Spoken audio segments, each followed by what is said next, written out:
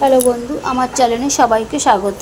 আজ আমি বানাবো এই গরমের জন্য হালকা পাতলা জ্যান্ত মাছ দিয়ে ঝিঙের ঝোল। তার জন্য আমি একটা মাছকে 5 টুকরো করে কেটে ধুয়ে নিয়েছি। ধুয়ে নুন হলুদ মাখিয়ে নেব। এবার মাছটা আমার ভেজে নেবার পালা। ভালো করে মাছটাকে আমি এপিট ওপিট উল্টে ভালো করে মাছটা ভেজে নিয়েছি।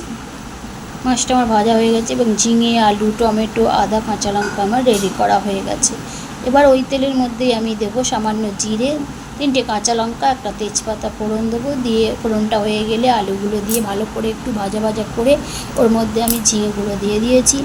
ঝিঙেগুলো দিয়েও আমি একটু নেড়ে চেড়ে নেবো।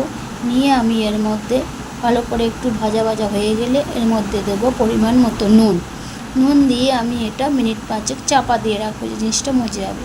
এবার একটা পেস্ট বানানোর জন্য আমি নিয়েছি একটা টমেটো, একটু আদা, আর নিয়েছি এতে 1.5 চামচের মতো ধনে, আর 1 চামচের একটু বেশি জিরে গুঁড়ো। নিয়ে সব কটা আমি একসঙ্গে ভালো করে একটা পেস্ট বানিয়ে নিয়েছি। এবার আমার এখানেও এটা হয়ে গেছে। এবার এই পেস্টটা আমি এই মধ্যে দিয়ে ভালো করে পরিমাণ মতো হলুদ দিয়ে ভালো করে আমি এটা কষিয়ে নেব। এটা আমার ভালো করে কষিয়ে নেব যতক্ষণ না তেল ছাড়ছে। এটা আমার ভালো করে কষানো মোটামুটি হয়ে গেছে। এবার দেখতেই পাচ্ছেন তেলও ছেড়ে দিয়েছে। এবার এর মধ্যে আমি দেব পরিমাণ মতো জল।